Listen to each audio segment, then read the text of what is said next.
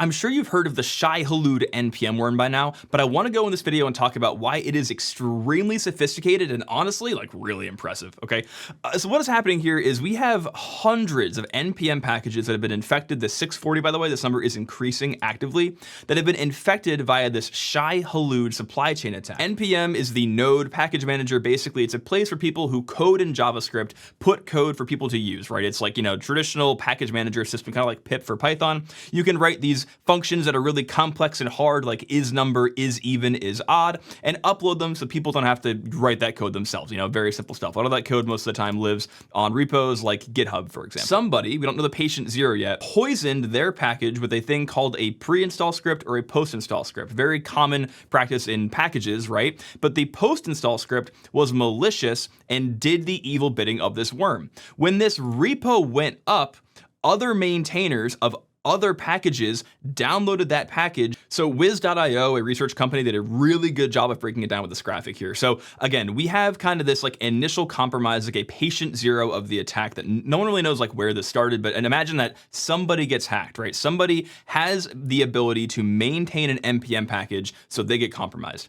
What the local activity of the malware was a variety of things. First of all, they look for local environment variables, local credentials for things like Google Cloud Platform, AWS, Azure, etc., and push those out to some kind of C2 network so that they can, get access to all their cloud and steal all their data. But the worm-like propagation that's so impressive is the malware looks around and sees, is this person do they have the ability to publish NPM packages? If they do, they inject the already existing pre-install script into their package and then push that up, which then other people will pull down, and this process begins recursively. Literally, it is a recursive worm-like descent into the entire world of JavaScript. Also, before we keep going, guys, I'm almost at 1 million. I'm trying to get to 1 million by the end of the year. If you do me a favor, press that sub button. I really appreciate it. If you don't press the sub button, the universe will implode, potentially. It could, I don't know, maybe. Now, so like the worm-like propagation is neat, obviously. Like that's like a really cool way of like spreading malware, is like you have the ability to propagate through a publisher who then hits other publishers, and it kind of just like fork bombs itself into the world. But what I find even more kind of beautiful is the exfiltration and C2 methods. To go about this, we have to kind of talk about what like CI/CD is and how like general software maintenance works. So CI/CD, right? Continuous integration, continuous development, is this process when you're writing code where basically you're trying to have your code be as like deployment ready and as clean and safe as possible with as little developer intervention, right? So basically, let's say you have like a feature branch and you want to merge that feature branch into master, right? Well, when you do that merge, what's going to happen is a linter is going to run, a variety of tests are going to run. There's going to be some kind of process that happens automatically in CI that allows you to confirm that it's not going to break prod, right? You have some kind of automated testing. Now, obviously, the developer themselves did that testing, but you have kind of like this larger enterprise test that like confirm and write reports for you all automatically. Now, to do that, a lot of times you use these things in things like GitHub and GitLab called runners. A runner is just the compute that exists to execute the action. If I have a CI/CD task that I want to run a linter on a piece of code,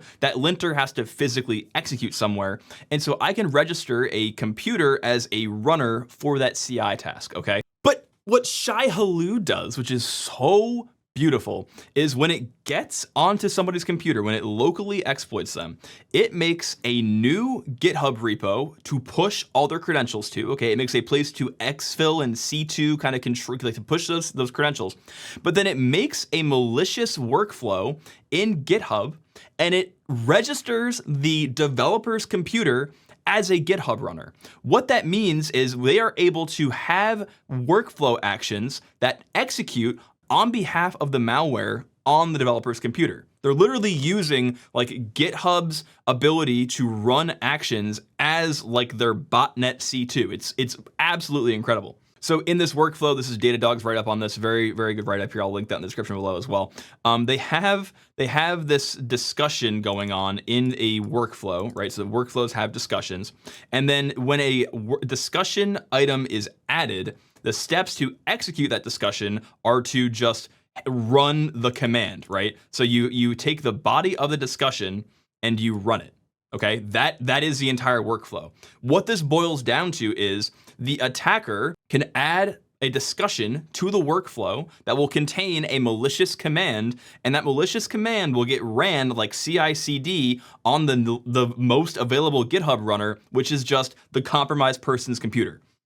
That's beautiful. To me, that is just like, oh, whoever came up with that is just, that's glorious combat. Okay, that's amazing. And so ultimately, right, the goal of the malware is just to be everywhere, to go as far as possible, to suck up as much data, as much credentials as possible, and to use them to further propagate itself and just steal information from people. Now, the actual actor behind this, like who is doing this, we have literally no idea who it is. It's kind of crazy that we have like no indication of who it could be. And also we have no indication of who like patient 0 is, which is kind of sketchy.